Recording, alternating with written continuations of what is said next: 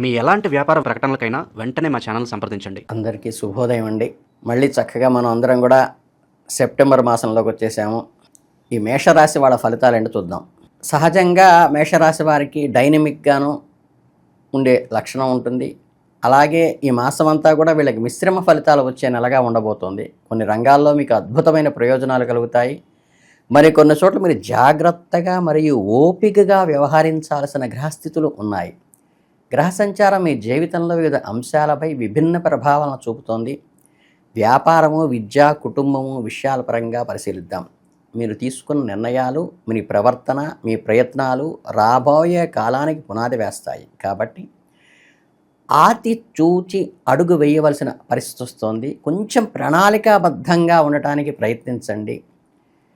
అందుకేంటంటే దీనివల్ల ప్రతికూల ఫలితాలను తప్పించుకుని మనకు అనుకూలంగా మలుచుకోవచ్చు. కెరీర్ పరంగా మేషరాశి వారికి సెప్టెంబర్ 25 సాపేక్షంగా ఫలితంగా ఉంటుంది. మీకేంటంటే మీ వృత్తి జీవితంలో కొన్ని ముఖ్యమైన మార్పులు చేటు చేసుకుంటాయి. గ్రహ సంచారం కారణంగా మీరు సుదీర్ఘమైన పర్యటనలు చేయవలసి రావచ్చు. లాంగ్ జర్నీసు, విదేశాలకు సంబంధించినవి కూడా కావచ్చు. ఈ పర్యటనలో మీరు కొత్త అవకాశాలు, అనుభవాలు అందివస్తాయి. ఈ సమయంలో శారీరక, మానసిక అలసట కొద్దిగా కలుగుతుంది. అధిక పని ప్రభావము మరియు ఒత్తిడి ఎదుర్కోవాల్సి రావచ్చు. పై అధికారులు లేదా సహోద్యోగుల నుంచి కొన్నిసార్లు సహకారం ఆలస్యం కావచ్చు. కానీ పట్టుదలతో చివరికి మీరు విజయాన్ని సాధిస్తారు. మీ పనులను సకాలంలో పూర్తి చేసుకోవడానికి, మీ లక్ష్యాలను సాధించుకోవడానికి మీ నైపుణ్యాలను మెరుగుపరచుకోండి. లేటెస్ట్ టెక్నాలజీని ఇంప్లిమెంట్ చేసుకోండి. అలాగే సహోద్యోగులతో అనవసరమైన వాదనలకి దిగబాకండి. ఈ మాసం అంత మంచిది కాదు. కోరల్స్కి దూరంగా ఉండండి. అందరినీ కలుపుకుపోండి. మీ భావోద్వేగాలను నియంత్రించుకుని వృత్తిపరంగా కొంచెం సంయమనంతో వ్యవహరించడం అనేది అవసరం. వ్యాపార రంగంలో ఉన్న వాళ్ళైతే కనుక నిపుణులు కొంత సవాలుగా ఉంటుంది.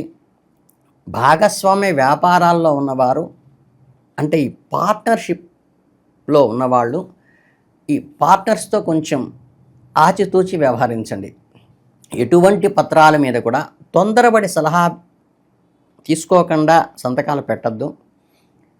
మార్కెట్లో పరిస్థితులను పూర్తిగా అంచనా వేసిన తరువాతే ఎటువంటి పెట్టుబడైనా పెట్టండి. వ్యూహాలను పునఃపరిశీలించుకోండి. ఒక్కసారి రికలెక్ట్ చేసుకోండి మీ ఎయిమ్స్ని, ప్లానింగ్స్ని. కస్టమర్తో సత్సంబంధాలు కొనసాగించడం ద్వారా మీ వ్యాపారాన్ని స్థిరంగా, స్టేబుల్గా ఉండేట్టు చూసుకోండి. ఎటువంటి పొరపాట్లకు తావివ్వకుండా మాట్లాడండి. కొన్ని చట్టపరమైన సమస్యలు తలెత్తేటువంటి అవకాశం ఉంది. కాబట్టి ఉద్యోగులతోనూ, మీ తోటి వ్యాపారస్తులతోనూ, కస్టమర్తోనూ సత్సంబంధాలు నెలకొల్పుకుంటూ ప్రతిదాన్ని కొంచెం తగ్గి సంయమనంతో వ్యవహరించి జాగ్రత్తగా బయటికి తెచ్చుకోండి.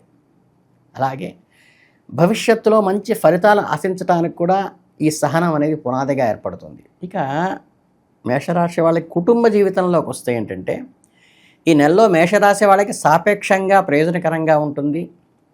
కొన్ని సవాళ్ళను ఎదుర్కొంటారు. కుటుంబ సభ్యుల మధ్య ప్రేమ, ఆప్యాయతలు వెల్లివిరుస్తాయి. మీరు కుటుంబంలో ఎక్కువ సమయం గడపడానికి, మీ బంధాలను బలోపేతం చేసుకోవడానికి ఈ నెల బాగా ఉపయోగపడుతుంది. ఇంట్లో చక్కగా శుభకార్యాలు కూడా చేసుకుంటారు. కుటుంబ ఆస్తికి సంబంధించిన విషయాల్లో కొద్దిగా వివాదాలు తలెత్తుతాయి. వాక్కుని కంట్రోల్లో పెట్టుకోండి. సామరస్యపూర్వకంగా పరిష్కరించుకోవడానికి ప్రయత్నించండి. ఇంటి పెద్దల సలహాలు పాటించటము, అందరి అభిప్రాయాలను విని ఆకలింప చేసుకుని గౌరవించటము, ఎవరినీ మాటలతో బాధ పెట్టకపోవటము వంటి జాగ్రత్తలు ఖచ్చితంగా తీసుకోండి. ముఖ్యంగా మీ జీవిత భాగస్వామి, మీ సంబంధం బాగుంటుంది. చిన్న చిన్న అపార్థాలకు తావివ్వకండి. మీ పిల్లల ప్రవర్తన మరియు చదువుల పట్ల శ్రద్ధ వహించండి. అలాగే కుటుంబ సభ్యుల మధ్య ఐక్యతను కాపాడటానికి మీ వంతు సాయం మీరు చేయండి. మీ ప్రయత్నం మీరు చేయండి. మీ కుటుంబంలో శాంతి మరియు సంతోషాన్ని మీ ద్వారా నెలకొల్పారన్న గుర్తింపు రావాలి మీకు. ఇక శృంగార జీవితానికి వస్తే ఏంటంటే, ఒక భావోద్వేగాలకు రోల్ కోస్టర్ లాగా అప్ అండ్ డౌన్స్గా అనిపించినప్పటికీ మీ రాశికి 5వ అధిపైనటువంటి సూర్యుడు నెల ప్రారంభంలో కొంత బలహీనంగా ఉండటం వల్ల ప్రేమ సంబంధంలో కొన్ని సమస్యలు తలెత్తవచ్చు. వాదోపవాదాలు కూడా జరగవచ్చు. కానీ ఒకరినొకరు అర్థం చేసుకోవడానికి స్వయంగా ప్రయత్నించండి. మీ భాగస్వామి యొక్క భాగాలను గౌరవించటము, వారి తగినంత సమయం కేటాయించడం ద్వారా మీ అహము లేదా సంబంధాన్ని కాపాడుకోవడం చేసుకోండి. అలాగే శుక్రుడు 5వ ఇంట్లోకి ప్రవేశించడం పరిస్థితులు మెరుగుపడతాయి. మీ ప్రేమ జీవితంలో శృంగారము మాధుర్యము వెల్లివిరుస్తాయి తిరిగి.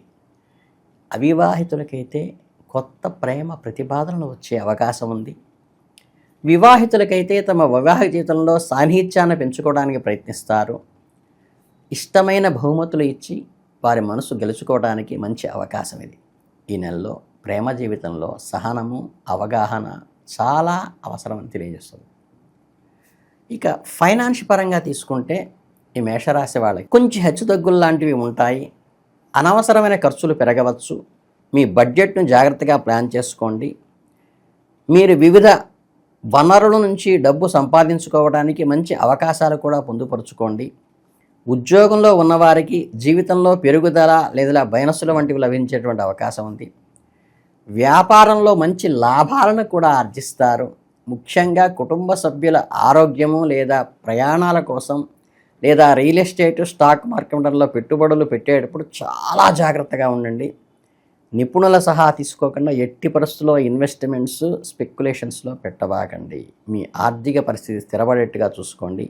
మీ ఆర్థిక లక్ష్యాలను చేర్చుకోవడానికి ఒక స్పష్టమైన ప్రణాళికను ఏర్పరచుకొని 1కి 2 సార్లు బేరీజు వేసుకుని మాత్రమే పెట్టుబడి పెట్టండి. మీ ఆర్థిక భవిష్యత్తును సురక్షితంగా చేసుకోగలుగుతారు ఈ నెలలో. ఇక విద్యార్థులుగా ఉండే ఈ రాశి వాళ్ళకి మధ్యమంగా ఉంటుంది. చదువులపై ఏకాగ్రత పెట్టడం కష్టంగా ఉండవచ్చు. అనవసరం విషయాలు మీ మనసును డైవర్ట్ చేసే అవకాశం ఉంది. మీ విద్యా లక్ష్యాలను వెనకబడిపోతున్నాయేమో అనిపించవచ్చు. కానీ నెల ద్వితీయార్థంలో ముఖ్యంగా సెప్టెంబర్ 15 తర్వాత బుధుడు మీనరాశిలోకి 6వ ఇంట్లోకి ప్రవేశించడంతో 17వ తేదీ నుండి సూర్యుడు కూడా 6వ ఇంట్లోకి రావడంతో శుక్రుడు 5వ ఇంట్లోకి ప్రవేశించడం వంటి గ్రహ మార్పుల వల్ల చదువు పట్ల తిరిగి ఆసక్తి పుంజుకునేటువంటి అవకాశం ఉంటుంది. ఏకాగ్రత గ్రహణశక్తి ఇంప్రూవ్ అవుతాయి, అంటే పెరుగుతాయి, వృద్ధి అవుతాయి.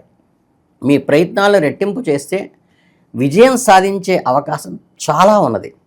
కష్టతరమైన సబ్జెక్టులపై ఎక్కువ శ్రద్ధ పెట్టండి. మీ సందేహాలను నివృత్తి చేసుకోండి. ఎప్పటికప్పుడు సమయ పాలన అంటే టైం మేనేజ్మెంట్ చేసుకోండి. విద్యార్థులు తమ ప్రయత్నాలను ముమ్మరంగా చేయాలి. కొన్ని అడ్డంకులు ఆటంకాలు ఎదురైనప్పటికీ కూడా నెల ప్రారంభంలో ఈ ద్వితీయార్థంలో మీ కృషి మిమ్మల్ని చివరికి విజయాలకి చేరుస్తుంది. ఇక ఈ సెప్టెంబర్ 25లో మీ ఆరోగ్యం పట్ల చాలా జాగ్రత్త వహించడం అవసరం. ఎందుకంటే కొద్దిగా శ్రమతో కూడినటువంటి పనులు ఏర్పడటము, ఒక నిస్సత్తువ అసహనము లాంటివి గురికారవచ్చు. పని భారము ప్రయాణాల వల్ల కలిగే అలసట కూడా ఏర్పడుతుంది. కాలి మడమల బెణుకుల దగ్గర జాయింట్ పెయిన్స్ వచ్చేటువంటి అవకాశం ఉన్నది.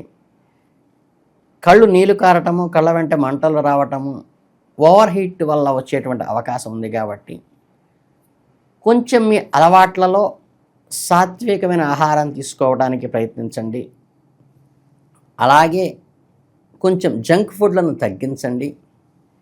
మీ ఆరోగ్యాన్ని విశ్రాంతి తీసుకోవటము, ధ్యానము, వ్యాయామం లాంటి ద్వారా మెరుగుపరుచుకోవటం చాలా అవసరము. కొంచెం జాగ్రత్తగానే ఉండటం మంచిది. అలాగే ఆరోగ్యకరమైన జీవన శైలి పాటించండి. అంటే డైలీ యాక్టివిటీస్ హెల్తీగా ఉండేట్టు చూసుకోండి. అలాగే మీకు ఈ నెలలో పరిహారాల వివరానికి వస్తే ఏంటంటే కొంచెం సహనము అవసరం. కాబట్టి చక్కగా సూర్య అస్తమయం అయిన తర్వాత పాలుని చంద్రుడికి నివేదన పెట్టడం ద్వారా కూడా మనకి సూర్యుడికి ఉదయాన్నే అర్ఘ్యం ఇవ్వటము, నివేదన పెట్టడం అందరూ చేస్తుంటారు. అలా కాకుండా పాలని సాయంత్రం పూట వెన్నెట్లో కూర్చుని కృష్ణ నామాన్ని జపిస్తూ, లేదా రాధాకృష్ణుల బొమ్మ ఉంటుంది, వాటిని పెట్టుకుని వాటికి కీర్తనాపూర్వకంగా మనం అర్చన లాంటిది చేసి పాలని వెన్నెల పడేట్టుగా పాలు అక్కడ కనిపిస్తూ కనుక నివేదన పెట్టి ఆ పాలని స్వీకరించడం ద్వారా మనఃకారకమైన చంద్రుడు అనుకూలంగా ఉండి ఎప్పుడు ఎక్కడ ఏ రకంగా వ్యవహరించాలి, స్టెబిలిటీగా వ్యవహరించటం, సంయమనంతో వ్యవహరించటం, సమయస్ఫూర్తితో వ్యవహరించటము మీకు అనుకూలంగా చేస్తాడు. కాబట్టి ఈ వైవాహిక బంధంగా స్పౌస్ పరంగా వచ్చే క్లాషులను అవి నిరోధిస్తాయి. అలాగే మనం ఇందాక అనుకున్నట్టుగా పార్ట్నర్షిప్లో ఉండేటువంటి డీల్స్ని కూడా అది అడ్జస్ట్ చేస్తుంది. అలాగే దూర ప్రయాణాలు కూడా ఉండే అవకాశం ఉన్నది కాబట్టి ప్రయాణాలలో కూడా మన వాతావరణం చుట్టూ ఉన్నటువంటి హ్యాపీయెస్ట్ మూడ్లో ఉండేట్టుగా తయారు చేయడానికి మనఃకారకుడు చంద్రుడు కాబట్టి ఈ చిన్న రెమెడీ చేసుకోండి. చాలా ప్రశాంతంగాను ఆహ్లాదంగా ఉంటుంది. అది చక్కగా ఆ వెన్నెలను చూస్తూ నక్షత్రాలను చూస్తూ ఓ గంట ఓపెన్ ఎయిర్లో చెట్ల మధ్యలో గడపడానికి ప్రయత్నించండి. మీ మనస్సు ఒక కొత్త ఉత్సాహాన్ని ఒక ఉద్రేకాన్ని తెచ్చుకొని ఒక రకమైన తీపి గుర్తుగా మీకు మిగిలిపోతుందని ఆశిస్తూ ఈ మేషరాశి వాళ్ళందరికీ మనఃపూర్వకంగా చాలా సక్సెస్ఫుల్గా జరగాలని మనస్ఫూర్తిగా కోరుకుంటూ అందరికీ ధన్యవాదాలు. శుభం భూయాత్.